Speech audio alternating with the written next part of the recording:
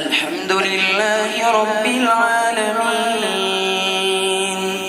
الرحمن الرحيم مالك يوم الدين إياك نعبد وإياك نستعين اهدنا الصراط المستقيم صراط الذين أنعمت عليهم غير المغضوب عليهم ولا الضالين.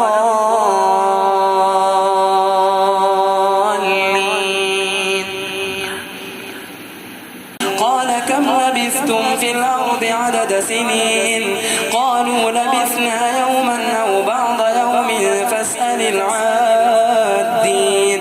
قال إن لبثتم إلا قليلا لو أنكم كنتم تعلمون أفحسبتم أنما خلقناكم عبثا وأنكم إلينا لا ترجعون فتعالى الله الملك الحق لا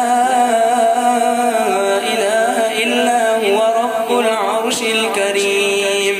ومن يدع مع الله إلها آخر لا برهان له به فإنما حسابه عند ربه إنه لا يفلح الكافرون.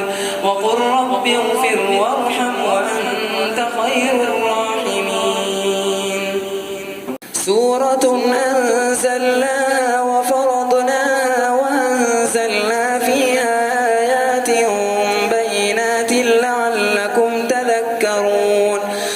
الزانية والزاني فاجلدوا كل واحد منهما 100 جلدة ولا تأخذكم بهما رأفة في دين الله إن كنتم تؤمنون بالله واليوم الآخر وليشهد عذابهما طائفة من المؤمنين.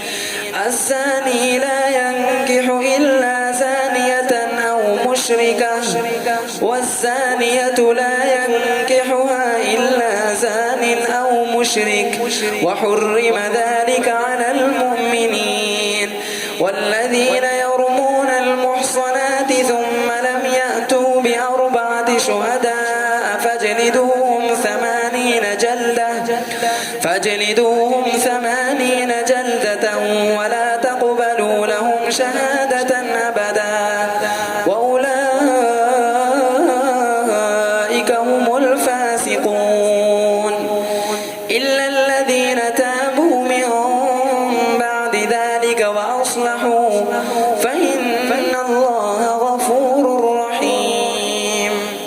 الذين يرمون أزواجهم ولم يكن لهم شهداء إلا أنفسهم فشهادة أحدهم 4 شهادات بالله إنه لمن الصادقين.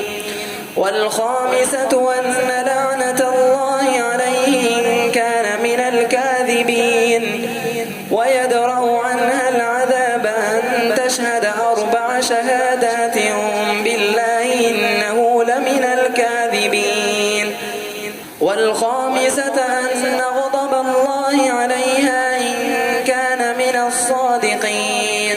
ولولا فضل الله عليكم ورحمته وأن الله تواب حكيم. إن الذين جاءوا بالإفك عصبة منكم لا تحسبوه شرا لكم بل هو خير لكم لكل امرئ منهم ما اكتسب من الإثم والذي تولى كبره منهم له عذاب عظيم. لولا إذ سمعتموه ظن المؤمنون والمؤمنات بأنفسهم خيرا وقالوا هذا إفك مبين. لولا جاءوا عليه ب4 شهداء فإذ لم يأتوا بالشهداء فأولئك عند الله هم الكاذبون.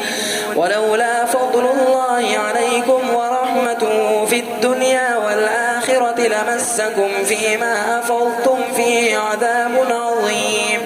إذ تلقونه بألسنتكم وتقولون بأفواهكم ما ليس لكم به علم وتحسبونه هينا وهو عند الله عظيم.